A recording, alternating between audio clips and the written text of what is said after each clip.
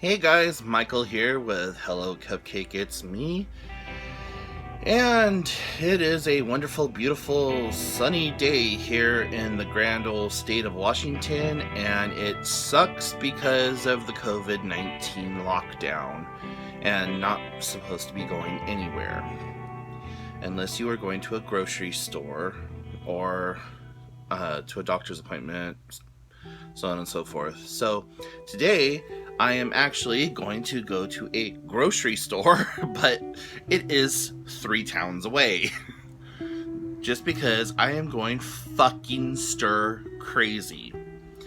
And before any of you bitch and complain about, well, you're not supposed to go anywhere and you're supposed to wear a mask and blah, blah, blah, I have some masks out in my car. I have a huge bottle of hand sanitizer. I have a bottle of Lysol. The only thing I don't have is gloves, and there's quite literally 2 boxes of gloves right down by my feet. So technically I do have gloves, but I don't feel that I need to wear said gloves if I have hand sanitizer and all that other happy horse shit. But I do digress. How are you folks today? Hopefully you are staying calm, sane, safe, happy, all the above. You know, some of you are working from home, others of you have been laid off, and I'm sorry if you are one of the people who have been laid off.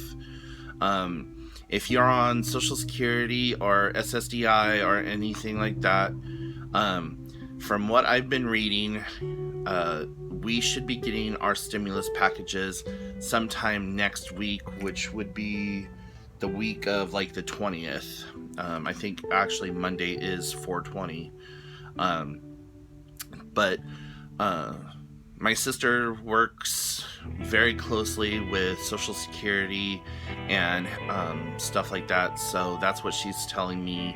I went on that refund anticipation thing website that they put out, and it said on there, you know, if you collect SSDI or SNAP benefits and stuff like that, that you may see a small increase on your in your SNAP benefits or food stamps, EBT, whatever you want to call it, whatever state you're happening to watch this in. So you should have seen that this month whenever your payday came out. And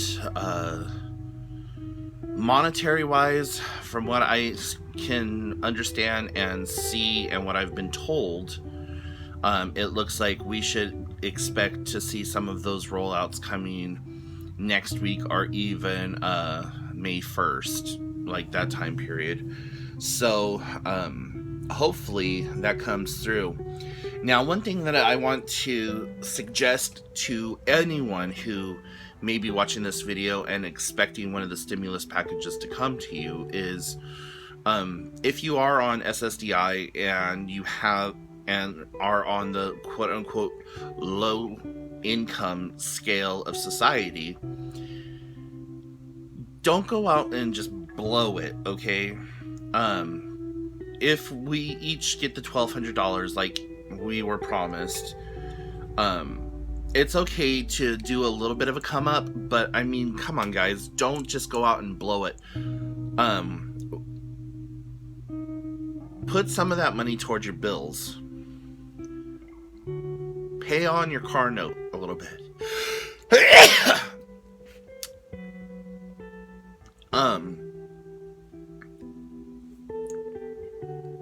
Put some of that money away toward bills, you know, build up your bank accounts. I know that there's a lot of us that are going to go out and like just go crazy spending on this. And you know, I will admit I do have one luxury item on my list. The rest of what I'm going to be doing with mine is I need to get brakes for my car. I'm going to pay off the rest of my car insurance for the remainder of the year. And I need to get an oil change done. So those are some of the things that I'm going to do. And my car's almost at 105,000 miles, and marked on the inside of my marked under my hood, it says timing belt 105k. So I'm like, well, does that mean that my timing belt is going to snap at 105,000 miles, or does that mean that I need to replace it before 105,000 miles? I'm thinking about taking care of that now, but I'm definitely for sure going to put I'm going to pay off my car insurance for the rest of the year, and get the oil changed, get my brakes done, and then buy my one big luxury item, and then the rest of the money I am going to go to the bank and put into a 6-month CD, so then that way I can't touch it. Depending on what the CD rate charges are and all that other stuff, I may just send it to my mom and tell her, here, hold on to this, open up a separate bank account or whatever, but just, hold on to this money for me for now. My sister seems to think that they may charge all of us for the stimulus check coming out. So she's like, you need to save out $100 to $200, because taxes on $1,200 really isn't that much. So that's something else to take into consideration. What if they do decide to charge for next year's taxes? They say, okay, now you guys have to pay back that stimulus repayment or whatever. So I don't know, that's something for you guys to think about also. But anyways, there it is. And if you're wondering what my one luxury item is, I want to buy myself a good, decent camera. One that has interchangeable lenses and that I can take pictures of like nighttime stuff and things like that. I found a really good deal on a camera that I really want at Costco, and it's this whole package. It comes with like 2 different lenses, a high-powered memory card, the whole 9 yards. And for those of you who may be new to the channel or maybe not know this about me, I love photography. It is one of my hobbies. It's one of my passions. I'm not dorky nerdy about all of the photography things like the shutter settings and ISOs and all that other stuff. I just focus mainly on what I see and capturing it through the lens, and then taking it into like Photoshop or whatever, and then correcting it that way. So I'm probably gonna have to take a DSLR class or something like that online, just so that I can learn to use the camera to its fullest extent. Here in town, they actually have a photography club, which I may reach out to and see about joining them. I think the reason I didn't join them in the past is because there was like a $40 or $60 membership fee. And at the time I just didn't have that money. So, part of the little stimulus package money may go to buying my membership into this club, just so that I have the ability to learn my camera. And I'm going to be on YouTube a lot, just like learning everything I can about apertures and shutter modes and all that other stuff. I took an entire photography class and all that other stuff for 3 semesters when I was in college, and I learned a lot, but that was back in like before 2005 when I was in college, and so I know that there's a lot of stuff that has changed. Some of the different shutter apertures and stuff like that, I'm just like, whatever. But anyways, so yeah, that's what I'm planning on doing so far. I may just only buy the camera and get my brakes, and then put the rest away into my bank account or whatever, because I really want to take another cruise, and I'm hoping that by this time next year, the world is opened up again and we're not dealing with coronavirus and we are able to take cruises and stuff like that. Because for my 40th birthday, I really want to go to Hawaii, and I want to do the 2-week cruise to Hawaii, where it leaves out of